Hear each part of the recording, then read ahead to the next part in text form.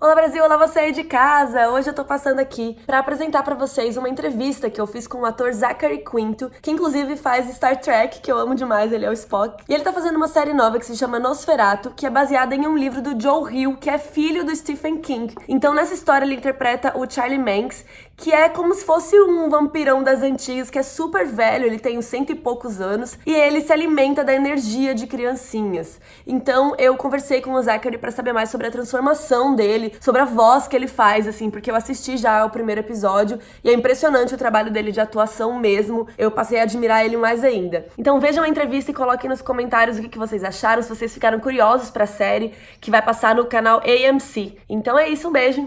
Ciao.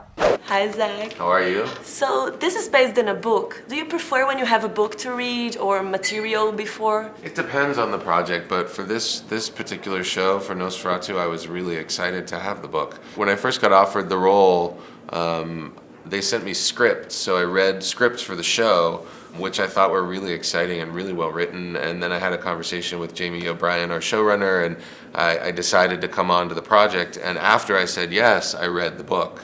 And that got me even more excited. And it also was really helpful in answering questions I had about building the character. In addition to the novel Nosferatu, there's also a graphic novel called The Wraith, which has much more to do with Charlie Manx's backstory, and so I was able to really dive into his history and his past, and I felt it was really helpful in building the character and in bringing him to life. And when you have that much makeup on, do you like it? Does that make you act better, like I'm in character, or does it get in your way somehow? It definitely informs the process in a helpful way, you know, because there's a physical transformation that comes with the character at that stage of the game, and so it allows me to inhabit that character a little more fully from a place of physicality and vocal variety, and so I found it really helpful. And about the voice, I was really impressed with your old man voice that obviously I can't do.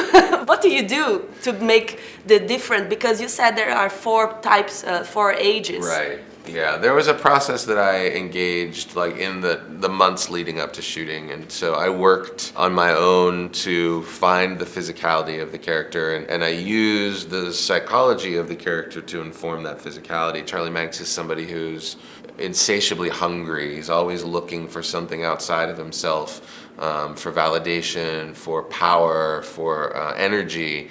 And so I started to ask myself, well, what if he doesn't have those things? Like, how does it live in his body if he's aging rapidly and he's hollow, he's empty, he's hungry? There's all these kind of these words that I would use, and then I would sort of work with those words physically, and let them find their way in my body, and then based on that, you know, I would sort of find a voice. I don't know. I mean, it was a process, you know, and I spent a few days on each one of the stages, and then, you know, would go through the scripts and identify, well, which stage is this, and so there was a kind of technical aspect to figuring out like where he is in different places of the story, and that was one of the biggest challenges, I think, was just keeping track of that and making sure that through line is relatable to the audience. And between takes, do you stay in character, talking with the voice? No, I don't. I mean, I definitely think that there are ways in which when I'm in the full makeup look, I usually stay quiet. I usually kind of